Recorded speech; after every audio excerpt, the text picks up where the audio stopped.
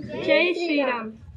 ज्ञानप्रबोधिनी व छात्रप्रबोधन पुणे व मातृमंदिर विश्वस्त संस्था निगडी यांच्या संयुक्त विद्यमाने कुमार गटातील विद्यार्थ्यांसाठी अभिवाचन स्पर्धा 2023 छात्रप्रबोधन आयोजित राज्यस्तरीय अभिवाचन स्पर्धेत आम्ही जनकल्याण निवासी विद्यालयातील विद्यार्थी हरंगूळ तालुका जिल्हा लातूर सहभागी झालो आहोत.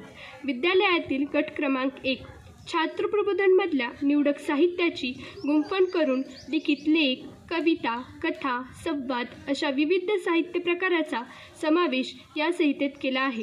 गटातील सर्व सहकार्यांचा परिचय करून घेऊया. मी इयत्ता 9वीतील माधवी विठ्ठल कवडे. मी इयत्ता 9वीतील संस्कृती खंडेराव भातलवंडे. मी इयत्ता 8वीतील समर्थ गोपाळ उपासे. मी इयत्ता 9वीतील बालाजी विश्वास लोमटे. मी इयत्ता 9वीतील हर्षद हरिदास साखरे. मी इयत्ता 9वीतील उद्धव बळीराम मुळे. मी इयत्ता 8वीतील रामजी सूर्यभान बिरादर. मी इयत्ता 8वीतील प्रणोती संजय मळोने. नमस्कार रसिक हो. आपल्या मनाच्या जवळचा विषय आम्ही मांडणार आहोत, तो म्हणजे पर्यावरण. सजीवांच्या नैसर्गिक परिसरास पर्यावरण असे म्हणतात. आपल्याला जीवन जगण्यासाठी या परिसराची आवश्यकता असते. दैनंदिन जीवनात आवश्यक सर्व सजीवाने तसेच आपल्या सर्व मूलभूत गरजा पर्यावरणातून पूर्ण होतात. मानवजातीच्या सर्वांगीण विकासात पर्यावरणाचा महत्त्वाचा वाटा आहे. निसर्गाने मानवाला बुद्धीचे वरदान दिले आहे. मानवाने बुद्धीच्या जोरावर स्वतःचे जीवन सुखकर करण्यास पर्यावरणात बदल घडवून आणले. विज्ञानाच्या आविष्कारामुळे मानवाचे जीवन सोयीस्कर झाले आहे. मानवाने स्वतःच्या स्वार्थापोटी पर्यावरणाची हेळसांड केली आहे. मरणाची पावले जवळजवळ वाचताना ऐकू आल्याचा भास होताना मीही निसर्गाचा एक भाग आहे असे मानवी वृत्तीला वाटते.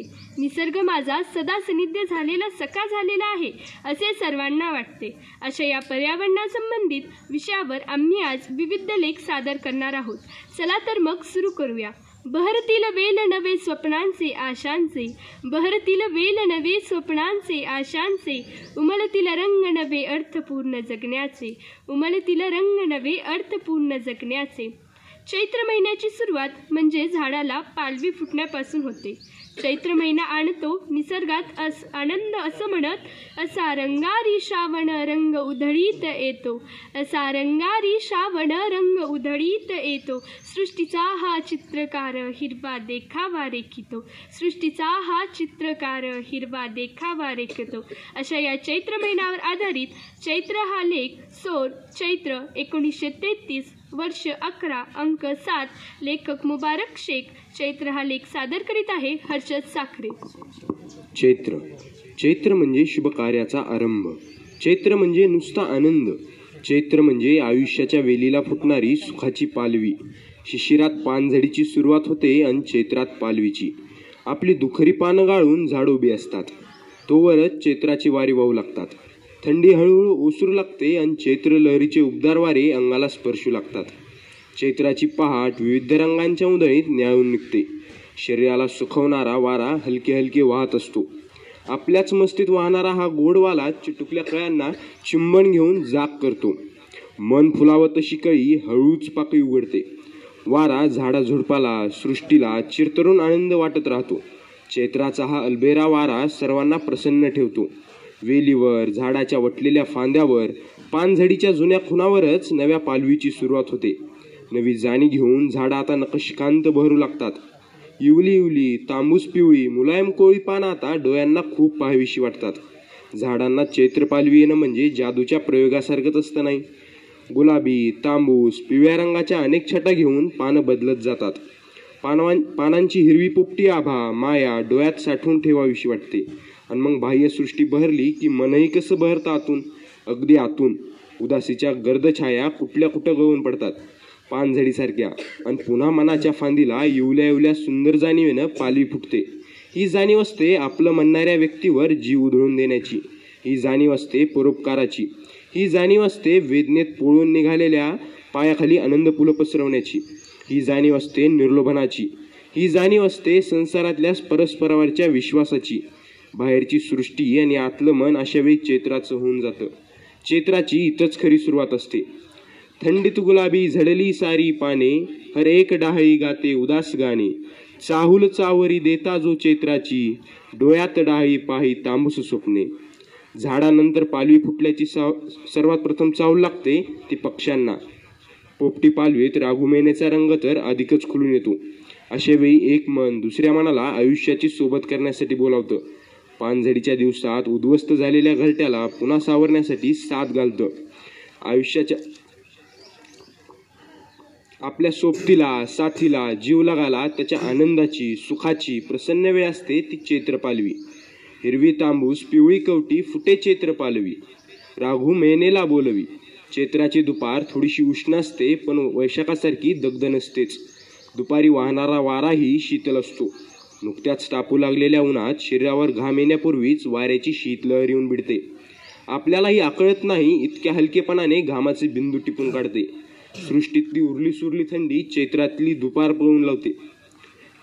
चैत्राचं आभाळ पूर्णपणे मोकळं असतं, स्वच्छ असतं, इतकं की क्षितिजावर डोकं काढलेलं कोणतंही हिरवगार झाड स्पष्टपणे दिसतं. झाडावरची प्रत्येक हालचाल ठळकपणे जाणवते. झाडावरून उडणारा पक्षीही स्वच्छ नितळ आभाळामुळे उठून दिसतो.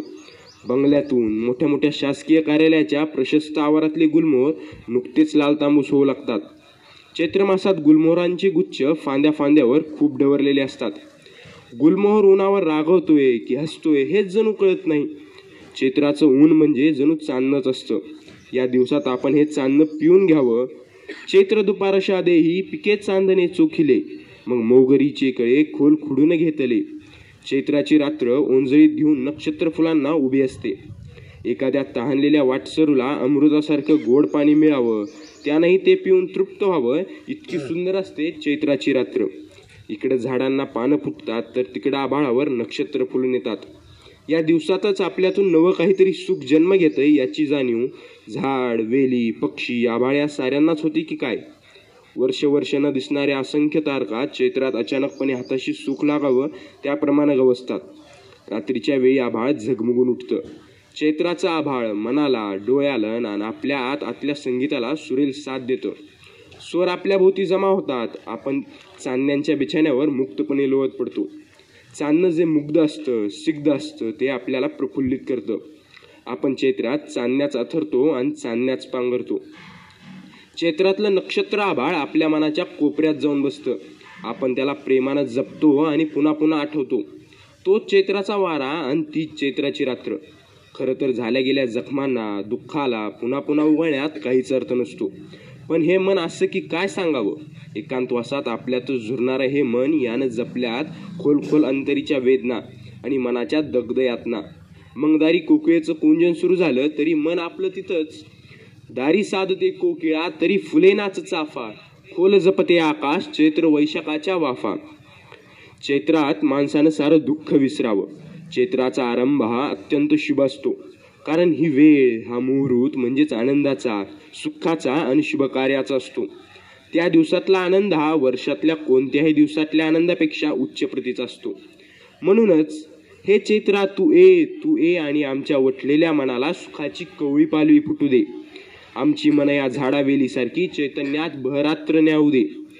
तू ये तुझ्या ओंजळीत फलदायी नक्षत्रांची फुलं घेऊन. तू ये आमच्या शरीराला स्पर्शणारा जाणीवेचा शीतल वारा घेऊन. हे चैत्र मासात तू ये आणि आमच्या न फुललेल्या स्वप्नावर तुझा जादुई हात फिरून जा आणि ही अखंड सृष्टी भरू दे. प्रसन्न होऊ दे तुझ्या आगमनानं. तुझ्या येण्यानं आमच्यातले ऐक्य, सादाचार आणि अवघे सद्गुण उमलून येऊ दे. हे गुण देऊन आम्हा सर्वांना दंगलीपासून, हिंसेपासून वाचव.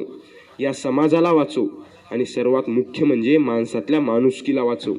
हे चैत्रा तू ये आणि आमच्या चांगल्या संकल्पनानं या दिवसानं नव्या वर्षात साकार होऊ दे.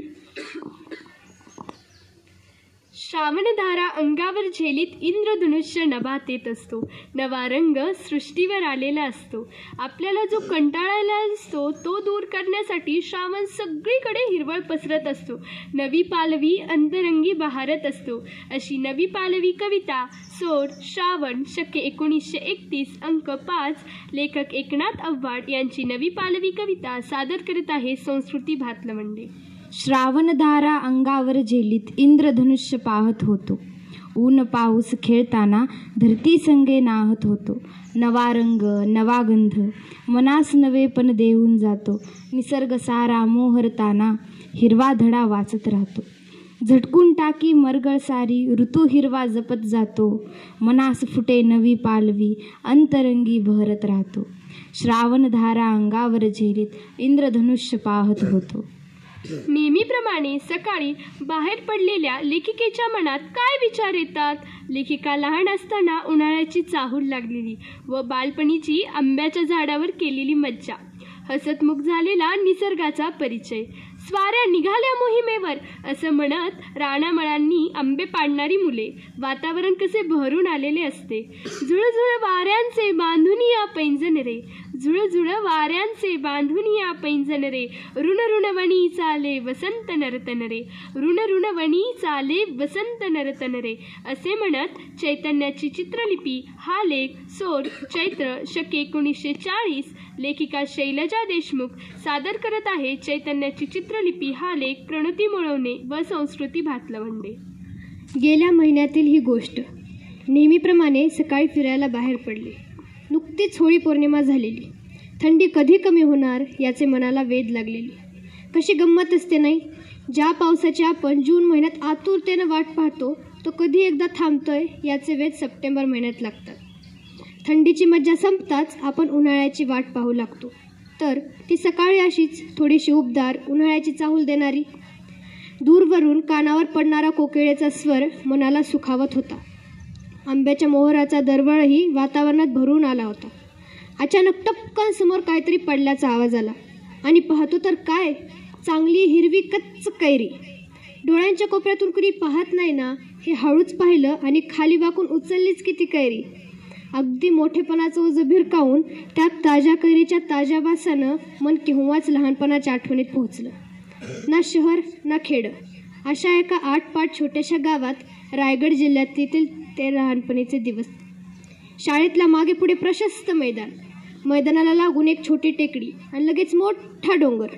उन्हाळ्याच्या सुट्टीचा आनंद आम्ही शाळकरी मुलं पुरेपूर लुटायचो. दुपारी जेवण आटपून घरातल्या मोठ्या माणसांची वामकुक्षी सुरू झाली की दार न वाजवता हळूच एकेकाने बाहेर पडायचं. अख्खी गँग जमली की स्वाऱ्या निघायच्या मोहिमेवर. कैऱ्यांनी लदबदलेल्या झाडावर कुणीही दगड मारला तरी 5-7 कैऱ्या पडायच्याच. घरून कागदाच्या पुडीत तिखट मीठ आणलेले असायचेच. त्या कैरीच्या फोडीच्या चवीपुढे आईने सागरसंगी भरण्या भरून केलेल्या लोणच्याची चवही फिकी असायची. कैरीवरून ही आठवण निघाली खरी, पण उन्हाळ्याची सुट्टी कुणाच्याही झाडांवरच्या चोरून काढलेल्या कैऱ्या तिला कोणी चोरी म्हणत नसत बरं का.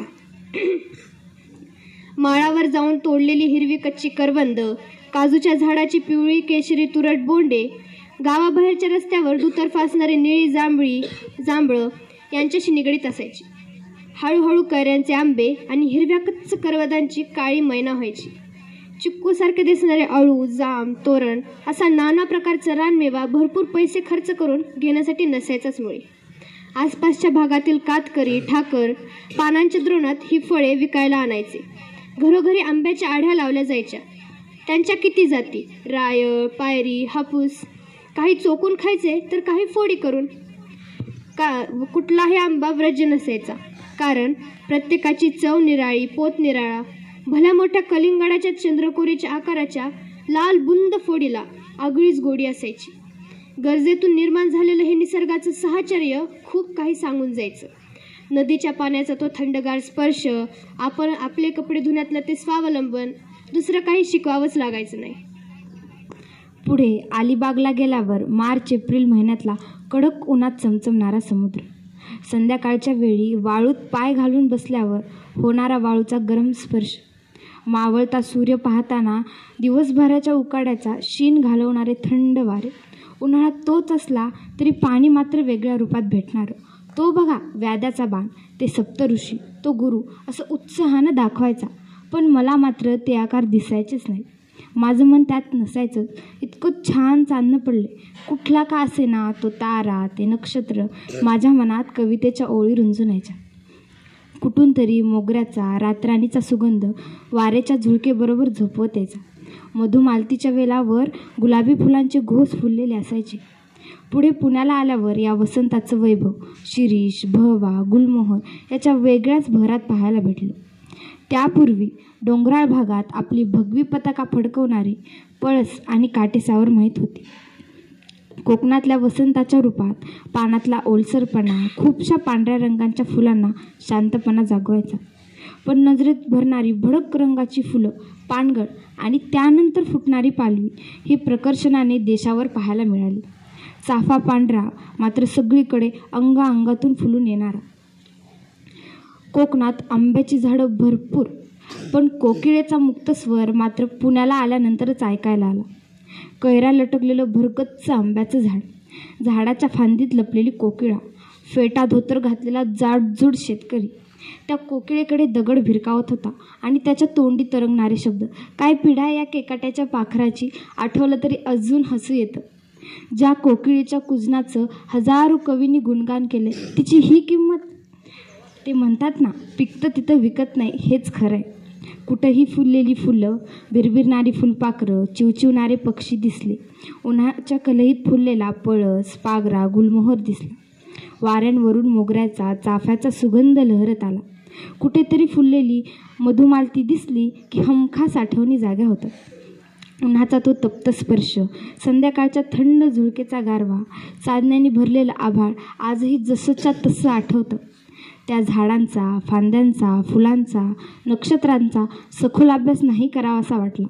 मात्र रस, रूप, गंधाने भरलेलं वसंताची ती आनंद यात्रा मनात ठाण मांडून बसली, कायमची.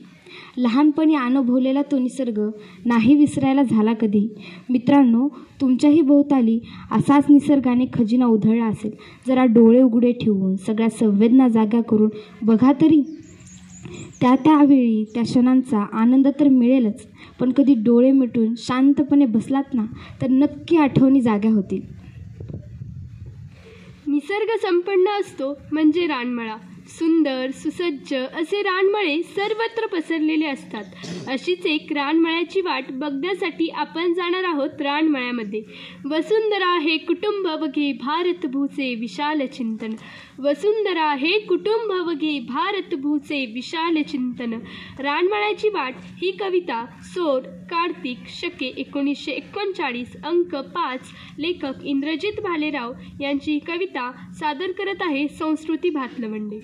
रानमळ्याची वाट पहा ही रानमळ्याची वाट, दुबाजूला उभी कुपाटी, दुबाजूला उभी कुपाटी, तिच्यात फुल्ली वेल रानटी.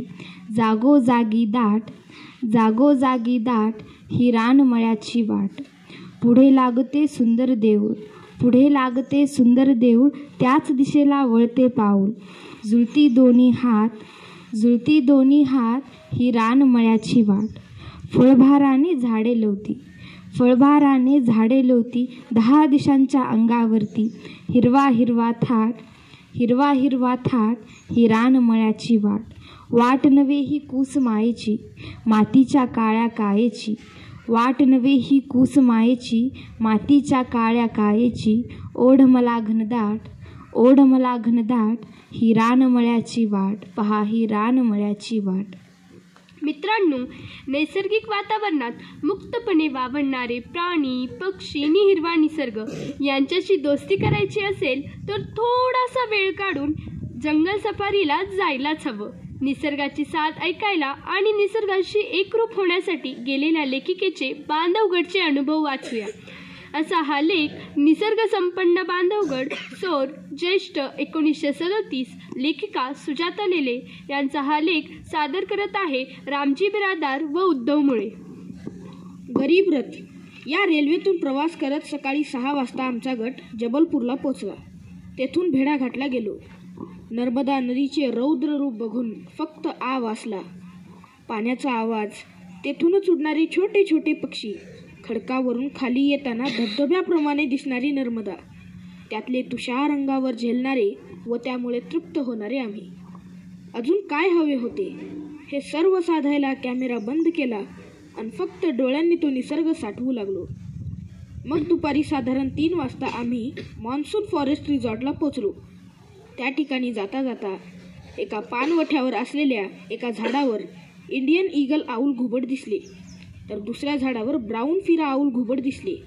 ही दोन्ही घुबडे झाडाच्या खोडांच्या रंगांमध्ये इतकी मिसळून गेली होती की ती फक्त आमच्या गाईड मित्रालाच दिसली. त्याने आम्हाला दुर्बिणीतून बघायला सांगितले, पण त्यांना दुर्बिणीतून शोधणे सुद्धा अवघड होते. थोड्या प्रयत्नानंतर जेव्हा जेव्हा ती दिसली तेव्हाच आमच्या चेहऱ्यावर आनंद टिपायला हवा होता असं क्षणभर वाटून गेलं. या 2 झाडांमध्ये एक जरासे उंच झाड होते. तिथल्या खालच्या जागेत रंगानं पांढऱ्या व पिवळ्या चोचीच्या गिधाडानं घट्ट केलं होतं. 2 घुबडे जवळच असल्याने गिधाडाची मादी तिच्या पिल्लांसोबत होती. दुपारी 3 वाजता रिसॉर्टला पोचल्यामुळे त्या दिवशी सफारीला जाता आले नाही, पण फॉरेस्ट रिसॉर्ट असल्याने तेथेच बाहेर जंगलाच्या आवारात चालत चक्कर मारली. आमच्याबरोबर रिसॉर्टमधील माहितगार पण होता, कारण संध्याकाळी जवळपासच्या भटक्या कुत्र्यांची शिकार करायला बिबट्या येऊ शकतो. तिथल्या झाडांवर इंडियन रोलर, तांबट, होला, पावशा, रानचिमणी, सुतार, फुलटोचा, दयाळ, चंडोल, सूर्यपक्षी, धोबी व टिटवी असे पक्षी दिसले. आमच्या खोल्यांमधून पण या पक्ष्यांचे दर्शन होत होतेच. इथून दिसलेले सूर्यास्ताचे दृश्य तर लाजवाब.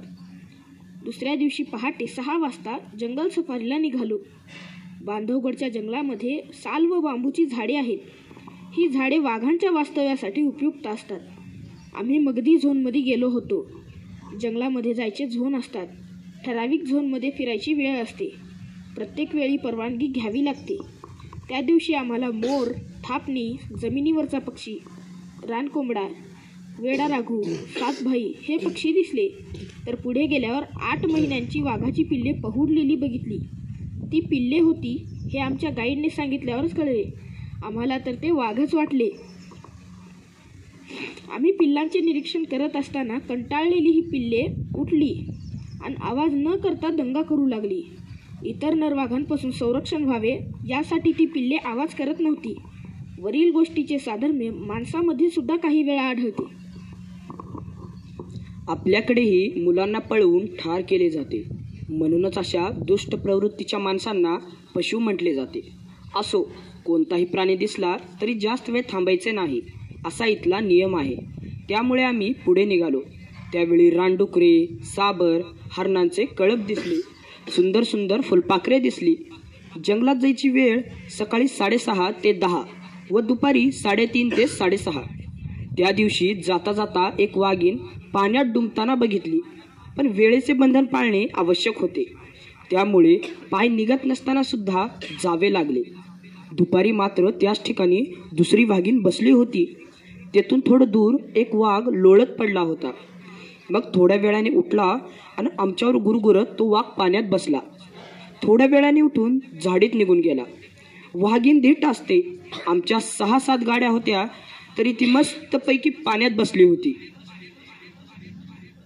येताना त्याच पाण्यात एक मोर व 2 लांडोरी दिसल्या. मोराने पिसारा फुलवला आणि तो लांडोरी समोर नाचत होता. पिसारा फुलवला की पाऊस पडतो असे म्हणतात. तसेच झाले. जंगलामध्ये अचानक वादळ सुरू झाले. झाडांची शुष्क पाने हवेत उडू लागली. वाळलेल्या पानांचा खच पडला होता. 5 वाजेपर्यंत आम्हाला कल्पना पण नव्हती. अचानक हवेत बदल झाला. आम्हाला तर डोळे सुद्धा उघडता येत नव्हते. खूप अंधारून आले. रिसॉर्टमध्ये पोहोचताच पाऊस सुरू झाला. जंगलातल्या सुंदर हवेचा अनुभव काही वेगळाच. रूमवर जाताना माझ्या मिस्टरच्या पायाखाली काहीतरी वळवळताना दिसलं, तर तेथे एक धामण होती. क्षणभर खूप भीती वाटली. रूमची दारे लगेच लावायची असतात, ती एवढ्यासाठी. सरपटणाऱ्या प्राण्यांबरोबर वानरे, माकडे पण आत येऊ शकतात. दुसऱ्या दिवशी ताला झोनमध्ये निघालो. या झोनमध्ये निसर्गाची शांतता अनुभवली. साल, तेंडू, पळस, महुआ, बेहडा, बेल अशा वृक्षांचे, त्यांच्या फुलांचे सुवास ज्यांच्या पुढे परफ्युम्स, अत्तरे सुद्धा फिकी पडतील असेच दरवत होते. तर आवळा, उंबर, काटेसावर, कुसुम, देवकर्णी, राक्षसवेल हे पण वृक्ष होते. त्याच झोनमध्ये बांधवगडवर विष्णूच्या अवताराचे मंदिर होते. 5 पांडवाचे म्हणजे 5 बांधवाचे अस्तित्व तेथे होते. म्हणूनच नाव पडले बांधवगड. जंगलामध्ये आम्ही शेषाई विष्णूची भली मोठी मूर्ती बघितली. शेजारीच शंकराची पण मोठी पिंड होती. बाकी एक एकदम शांतता, कधीतरी पक्ष्याचे कूजन, फुलांचे सुगंध.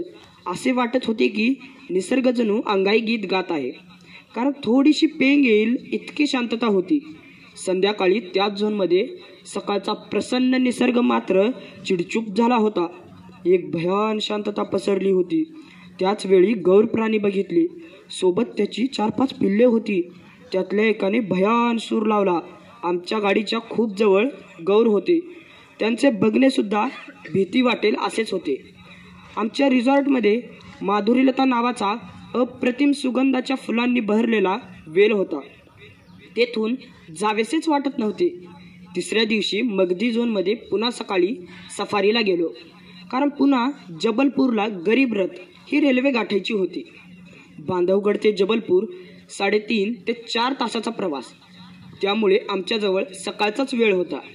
आम्हाला तर पहिल्या दिवसाची पिल्ले व वाघीण हरणाची केलेली शिकार खात असताना दिसले. पण नंतर कुठेच काही दिसले नाही. इथे शेवटी कशाची शाश्वती नसते. ही भटकंती करत असताना खंत सतत एकाच गोष्टीची वाटत होती. भेडाघाटला लोकांनी प्लास्टिक बाटल्या, लेजची रिकामी पाकिटे, गुटख्याची पाकिटे पाण्यात टाकली होती. प्लास्टिक कचरा जिकडे तिकडे दिसत होता. याची दखल वेळीच घेतली पाहिजे. बाकी बांधवगड मात्र अप्रतिम. तिथला निसर्ग आपल्याला भरभरून देत आहे. ते क्षण आपल्या डोळ्यांनी किती वेचू आणि काय वेचू असेच होऊन जाते. प्राणी पक्ष्यांना एकत्र बांधून ठेवणारा हा बांधवगड एकदा तरी जरूर अनुभवा. त्याच्यासाठी कॅमेरा व दुर्बीण नक्कीच जवळ हवी. झाडावर व फांद्यावर सतत गर्दी कशाची असते? पानांची, फुलांची व फुलपाखरांची.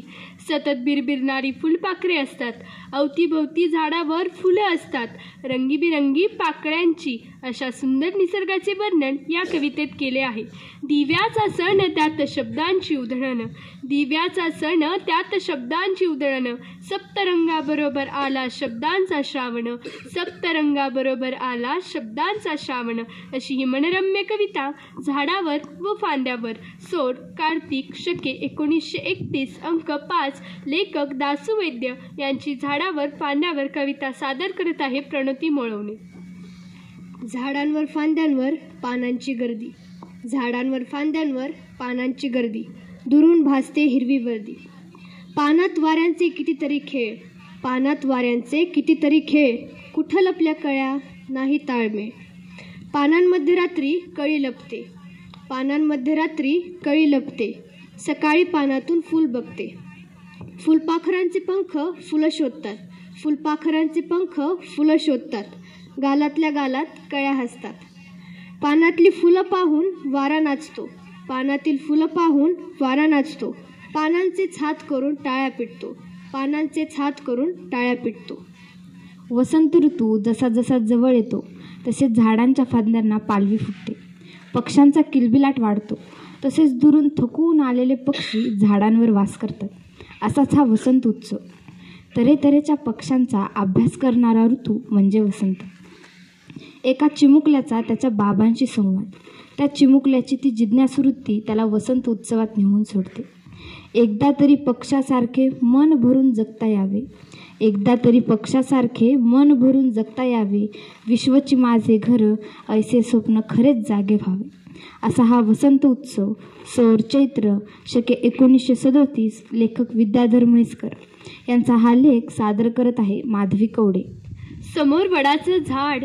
गर्द हिरव्या पानांनी त्याचा विस्तार डेरेदार झालेला. प्रत्येक झाडाच्या पानांच्या झुपक्यातून लाल फळांचे गोस दिसत होते. गुंजेसारखा रंग आणि आकार रान बोरा एवढा. कोणाचंही मन आनंदानं भरून यावं असाच होता तो वृक्ष. बाबा म्हणाले, अरे मनू बघ बघ कसा बहरलाय तो.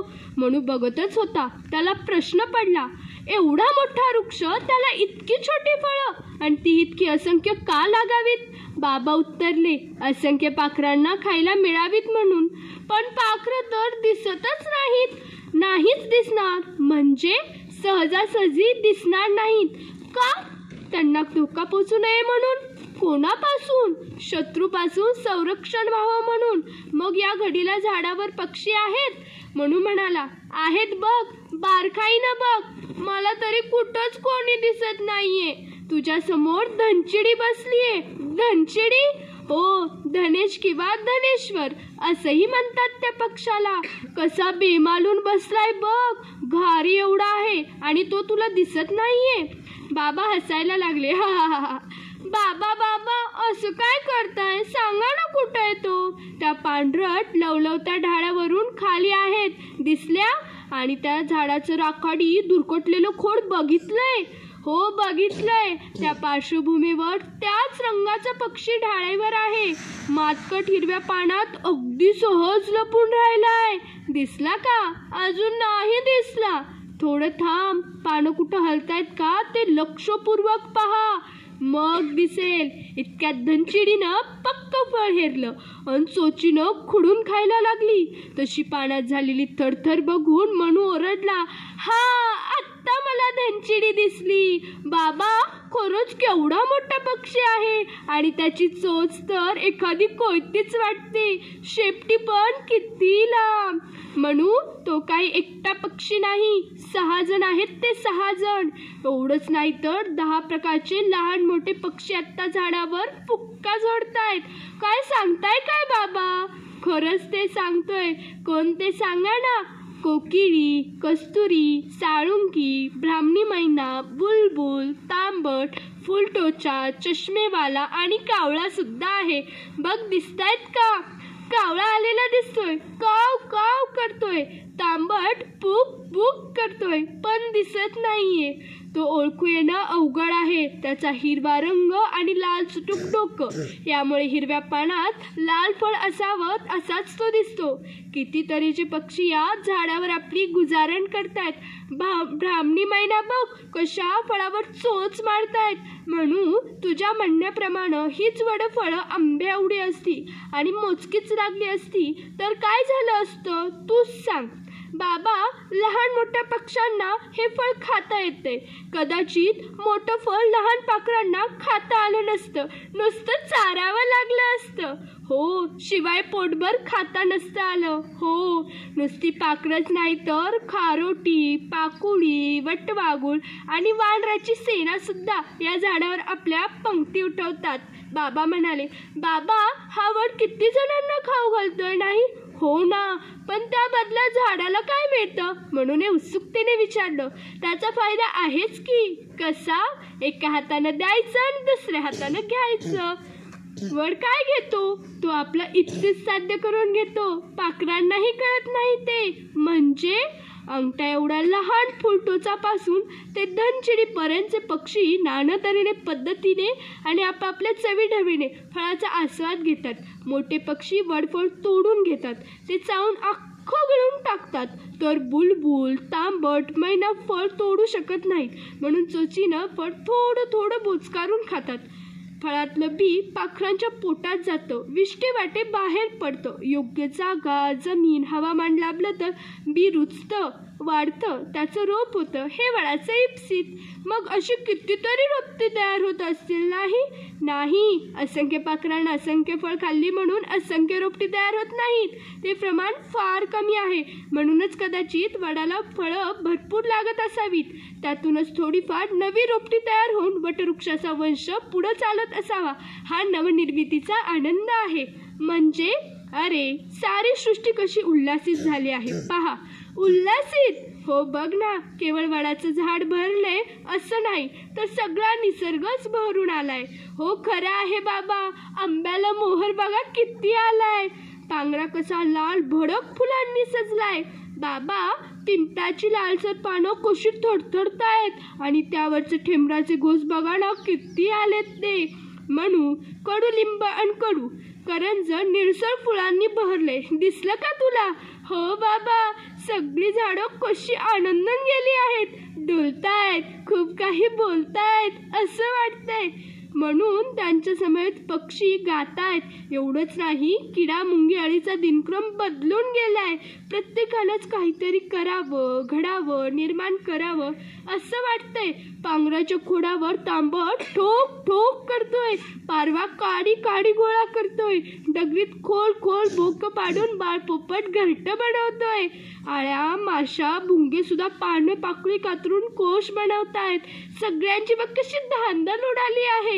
निसर्गाचा हा जणू उत्सव चालू आहे. बाबा, हे असं कसं घडतं? प्रत्येक सजीवात अतंस जाणीवा असतात. त्यांना निसर्गानं चेतना दिली की नवनिर्माणाची आकांक्षा जागृत होते. उत्साहाला भरती येते. काहीतरी करावं, घडावं असं वाटायला लागतं. नवनिर्मिती होते आणि हे निसर्ग चक्र फिरत राहतं. बाबा, मला सुद्धा तसंच वाटायला लागले. काहीतरी करावं, घडावं. बाबा हसले, म्हणाले, तू काय करणार? म्हणून क्षणभर थांबला. पटकन म्हणाला, वसंत उत्सव. लेखकाच्या शिक्षकातूनच एक तीव्र, संवेदनशील, बुद्धिमान आणि अतिशय व्यासंगी अशा स्त्रीच्या नजरेला जाणवलेला निसर्गाची विविध विनम्र हे ते आपल्याला भेटणार आहेत. हे समजते या मातीचा रंग निराळा, निराळाच गंध, रंगारंगामध्ये वेगळा एक भावबंध असा हा निसर्गोत्सव. हा लेख चैत्र शके 1923 लेखिका शैलजा देशमुख यांचा हा लेख सादर करीत आहे बालाजी लोमटे. मरणाची पावले जवळजवळ वाचताना ऐकू आल्याचा भास होताना मीही एक निसर्गाचा भाग आहे असे माझा अनुभव मला हरघडी सांगत असतो. या जाणीवेमुळे मला कधी एकटे वाटत नाही. निसर्ग माझा सदा सन्निध असलेला सखा झालेला आहे.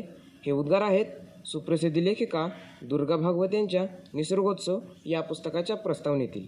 निसर्ग म्हणजे प्रकृती, जसे असते ते किंवा मूळ स्वरूप, आणि संस्कृती म्हणजे उपयोगाच्या दृष्टीने घडवलेली कर्मसृष्टी. श्रावणातल्या दुपारच्या वाऱ्याचे, पावसाचे, प्रकाशाचे, झाडांचे, पानांचे अगदी सूक्ष्म वर्णन येते आहे. मैदानावर हजारोंनी उगवलेली भूक्षेत्रे लेखिकेच्या मनाला भुरळ घालतात.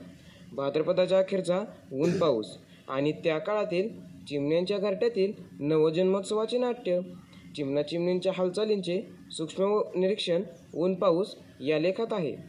गुलमोहराच्या आठवणी सांगताना वेगवेगळ्या ऋतूत या झाडात होणारे विविध स्थित्यंतरे लेखिकेने बारकाव्याने वर्णन केले आहेत. या लेखामध्ये निसर्गाची विविध रूपे वेगवेगळ्या व्यक्तींना वेगवेगळ्या रूपात भेटत असतात. प्रत्येकाने आपल्याला आवडणाऱ्या निसर्गदृश्यांची जर छोटी छोटी टिपणे ठेवायची म्हटले तर सौंदर्याभिरुचीचा एक मनोज इतिहास त्यामधून तयार होईल, यात शंका नाही. असा एक मोलाचा विचार लेखिकेने मांडला आहे. बिवबिवणाऱ्या सावल्या, झाडांची आपापसातील मैत्री, भावनांमधील सुसंवाद लेखिका प्रथम वर्णन करते. अशा बंड करणाऱ्या झाडांचे वेडेपणही वृक्षसृष्टी शोषून घेते, पण माणसांना मात्र असे वेगळेपण शोषता येत नाही. हे सांगणारा लेखाचा शेवट अगदी उंची गाठतो. असा हा निसर्गोत्सव. निसर्ग ही आपल्याला मिळालेली देवी शक्ती आहे. त्याची जपणूक करणे ही आपली जबाबदारी आहे. पण आत्ता या निसर्गाचा ऱ्हास होत आहे. बळीराजा हा आपला अन्नदाता आहे. भुकेपोटी कोणाचा मृत्यू होऊ नये हे त्याचे कर्तव्य आहे. निसर्ग जपण्याची जबाबदारी आपणा सर्वांचीच आहे.